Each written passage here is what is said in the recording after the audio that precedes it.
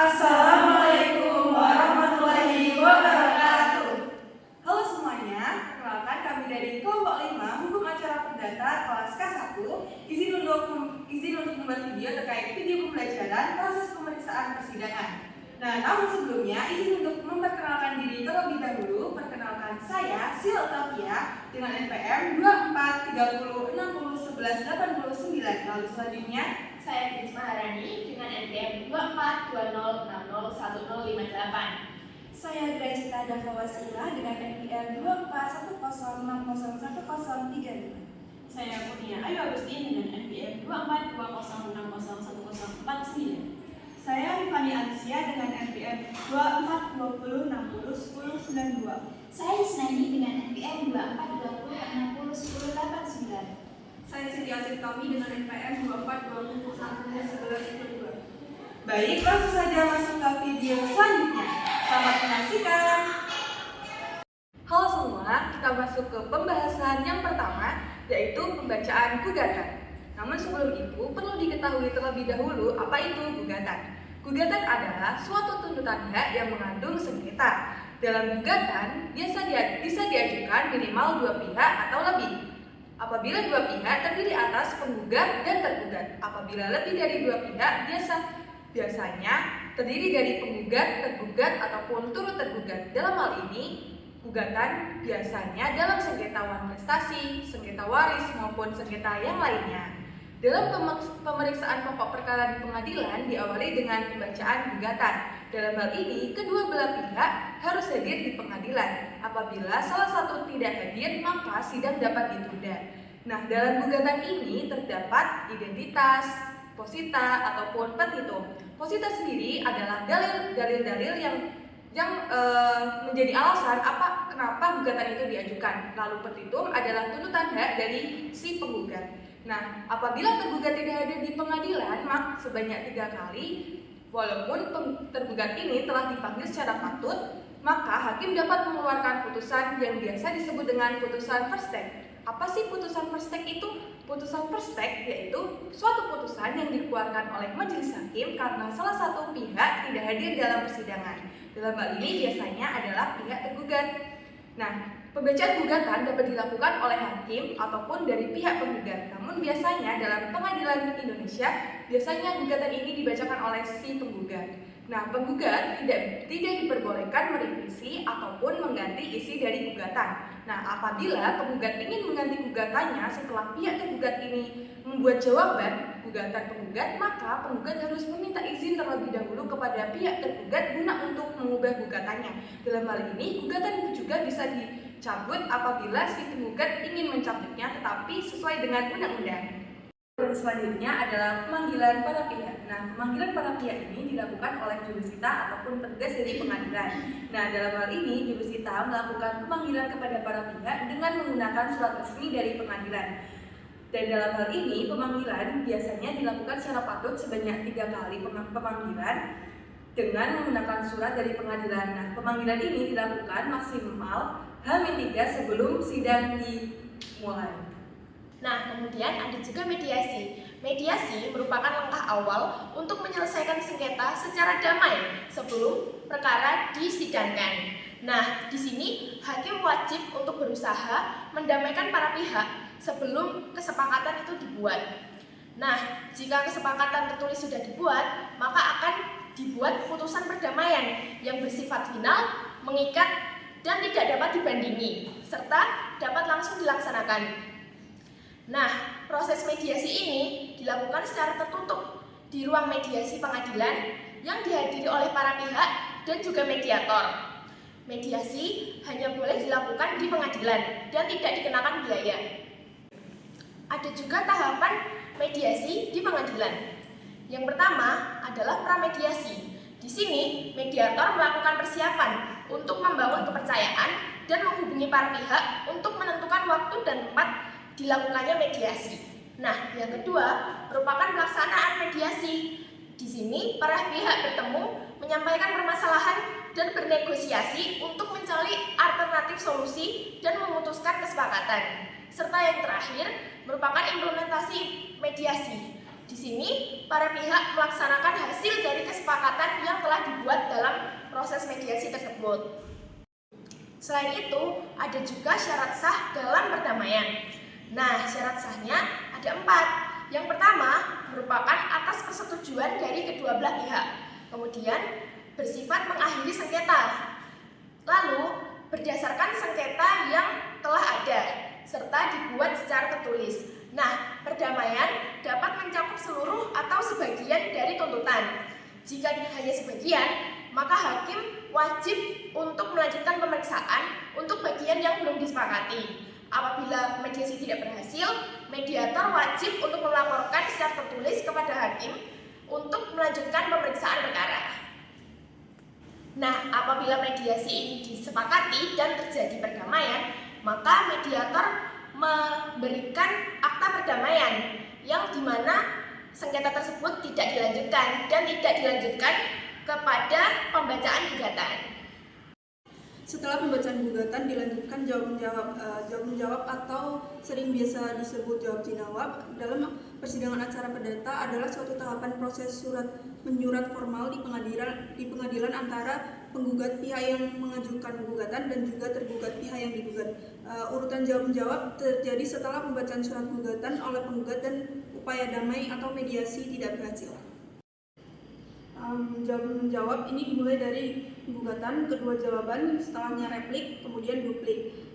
Yang pertama ada gugatan oleh penggugat mengajukan surat gugatan yang berisi tuntutan atau dalil-dalil hukum berdasarkan fakta dan dasar hukum yang menjadi landasan gugatannya. Kedua, jawaban oleh tergugat menyampaikan jawaban atas gugatan penggugat. Jawaban ini berisi eksepsi, bantahan, permintaan agar gugatan penggugat ditolak atau setidaknya dinyatakan tidak dapat diterima, gugatan rekonvensi atau gugatan balik dari tergugat kepada penggugat.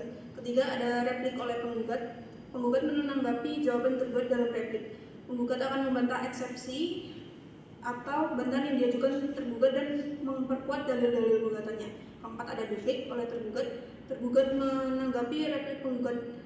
Duplik ini biasanya merupakan penegasan kembali dalil-dalil yang disampaikan dalam jawaban tergugat. Oke, baik teman-teman, setelah bahas jawab jinawab dari tergugat dan juga penggugat, maka tahap selanjutnya yaitu tahap pembuktian. Jadi pembuktian di sini adalah suatu proses untuk mengungkapkan fakta yang menunjukkan bahwa suatu peristiwa itu benar-benar terjadi. Jadi pembuktian ini digunakan untuk menjelaskan duduk perkara kepada hakim. Selanjutnya yaitu mengenai penilaian pembuktian. Setelah bukti diajukan, hakim akan menilai kekuatan dari bukti-bukti yang telah diajukan oleh para pihak. Untuk alat bukti tertentu seperti akta autentik itu hakim terikat secara hukum karena memiliki kekuatan pembuktian yang sempurna. Namun untuk bukti-bukti lain seperti keterangan saksi itu hakim bebas dalam menilai pembuktiannya. Jadi berdasarkan seberapa kuat bukti itu dapat meyakinkan hakim. Selanjutnya yaitu hal dan juga beban pembuktian. Hal yang harus dibuktikan dalam pembuktian ini adalah suatu peristiwa hukumnya, bukan hukum atau aturannya, karena di sini hakim itu dianggap sudah mengetahui hukum, jadi tidak perlu dibuktikan lagi. Selanjutnya, beban pembuktian itu dibebankan kepada pihak-pihak yang berperkara, terutama penggugat atau yang mengajukan dalil, karena yang mengajukan dalil itu wajib membuktikannya. Selanjutnya adalah teori pembuktian dalam hukum acara perdata. Di sini dikenal 3 teori pembuktian. Yang pertama yaitu teori pembuktian bebas dan juga teori pembuktian negatif, dan yang ketiga adalah teori pembuktian positif. Oke, yang pertama teori pembuktian bebas. Di sini hakim memiliki kekuasaan penuh untuk membuktikan peristiwa tersebut. Jadi hakim tidak memiliki batasan. Dan yang kedua adalah teori pembuktian negatif, di mana dalam teori ini mengatakan bahwa ada hal yang membatasi hakim. Jadi dalam pembuktian itu hakim diberikan larangan untuk pengecualian pembuktian dalam beberapa hal. Dan yang terakhir adalah teori pembuktian positif. Dalam teori ini yang mewajibkan hakim untuk mengikuti ketentuan-ketentuan yang telah diatur dalam undang-undang yang sifatnya itu ketat dan juga menilai bukti tersebut. Nah, bagian selanjutnya adalah mengenai putusan. Putusan adalah hasil akhir dari suatu penyelesaian perkara, yang dimana dalam pasal 178 HIM dan pasal 189 RPJ yang menjelaskan bahwa hakim wajib untuk menjatuhkan suatu putusan setelah adanya proses persidangan, yang dimana putusan ini tuh berfungsi untuk menyelesaikan perkara atau sengketa dari kedua belah pihak dan juga menetapkan hak dan kewajiban dari kedua belah pihak terhadap objek yang disengketakan, yang dimana putusan ini tuh memiliki tujuan untuk kepastian hukum, keadilan, dan juga penyelesaian sengketa secara sah dan final. Nah, selanjutnya, putusan itu juga memuat mengenai identitas para pihak, yaitu tergugat dan penggugat, kemudian juga mencakup ringkasan dalil gugatan penggugat. Selanjutnya ada ringkasan jawaban tergugat, jadi jawaban tergugat itu juga dimasukkan ke dalam putusan. Selanjutnya ada pertimbangan hukum hakim, dimana atau dalam bahasa Inggrisnya yaitu ratio decidens. Kemudian ada juga dasar-dasar hukumnya atau pasal-pasal yang diterapkan dalam perkara tersebut, dalam putusan tersebut. Kemudian juga ada amar putusan, yaitu putusan akhir dari perkara tersebut. Kemudian putusan itu juga mencakup prinsip-prinsip, yang dimana prinsip-prinsipnya itu dalam menjatuhkan putusan itu harus berdasarkan pertimbangan hakim, yang dimana di sini tuh juga harus mencakup fakta, bukti, dan juga dasar hukum yang relevan. Kemudian wajib mengadili seluruh gugatan, konvensi atau rekonvensi, yang dimana agar tidak terjadinya pengabaian terhadap sebagian tuntutan. Selanjutnya ada tidak boleh ultra petitum, artinya hakim itu tidak boleh memutuskan melebihi tuntutan yang diajukan oleh penggugat. Kemudian putusan harus diucapkan di muka umum, yang dimana ini merupakan wujud asas peradilan terbuka dari fair trial. Kemudian harus memuat alasan dan dasar hukum, yang dimana dalam pasal 50 Undang-Undang Nomor 48 Tahun 2009 tentang kekuasaan kehakiman. Kemudian dalam pasal hukum atau sumber hukum tak tertulis yang menjadi dasar pertimbangan. Apabila putusan ini tidak memenuhi unsur-unsur tersebut, maka dapat dianggap cacat dan dibatalkan. Misalnya adalah unfoldance gemotivert atau tidak cukup pertimbangan. Nah, selanjutnya jika di antara pihak tergugat dan penggugat tidak puas dengan putusan hakim, maka bisa diajukan upaya hukum. Nah, upaya hukum ini dibagi menjadi dua, upaya hukum biasa dan upaya hukum luar biasa. Nah, selanjutnya kan ada upaya hukum biasa. Upaya hukum biasa ini ada 3, verzet, banding, dan kasasi. Verzet tersendiri adalah suatu bentuk perlawanan yang diajukan oleh salah satu pihak terhadap putusan verstek. Putusan verstek adalah putusan yang diambil dan dijatuhkan oleh hakim jika tergugat tidak hadir dalam persidangan. Nah, yang kedua ada banding. Banding merupakan salah satu upaya hukum biasa yang dapat diminta oleh salah satu pihak atau kedua belah pihak. Banding ini dilakukan jika di kedua belah pihak atau salah satu pihak tidak puas dengan putusan pada tingkat pertama. Dan ketiga ada kasasi. Kasasi ini salah satu upaya hukum biasa yang dapat diminta oleh salah satu atau kedua belah pihak yang berperkara terhadap suatu putusan pengadilan tinggi. Selanjutnya ada upaya hukum luar biasa. Upaya hukum luar biasa ini ada peninjauan kembali dan perlawanan pihak ketiga. Peninjauan kembali ini atau yang biasa disebut PK adalah suatu upaya agar putusan pengadilan baik dalam tingkat pengadilan negeri, pengadilan tinggi maupun Mahkamah Agung yang telah berkekuatan hukum tetap. Selanjutnya ada perlawanan pihak ketiga. Perlawanan pihak ketiga ini merupakan salah satu upaya hukum luar biasa yang dilakukan oleh pihak ketiga dalam suatu perkara perdata. Biasanya ini diajukan karena pihak ketiga merasa dirugikan oleh putusan pengadilan. Nah, selanjutnya proses terakhir dari persidangan yaitu eksekusi. Eksekusi ini adalah tindakan hukum yang dilakukan oleh pengadilan kepada pihak yang kalah dalam suatu perkara. Pelaksanaan suatu putusan yang sudah tidak dapat diubah lagi ditaati secara sukarela oleh pihak yang bersengketa. Dari hasil presentasi, proses pemeriksaan persidangan di pengadilan dapat disimpulkan bahwa penyelesaian perkara perdata bergantung pada beberapa unsur, yaitu 1. Keteraturan prosedural memastikan setiap tahap proses berjalan sesuai ketentuan, mulai dari pengajuan gugatan sampai dengan putusan. 2. Kekuatan pembuktian menentukan sejauh mana dalil dapat dibuktikan, karena beban pembuktian berada pada penggugat dan hakim menilai bukti secara independen. Dan yang ketiga adalah mediasi memberikan jalur penyelesaian alternatif yang dapat memangkas waktu dan biaya, serta memastikan keputusan perdamaian yang final dan dapat dieksekusi. Selain itu, ketersediaan upaya biasa dan luar biasa memberikan mekanisme koreksi bila putusan mengandung cacat.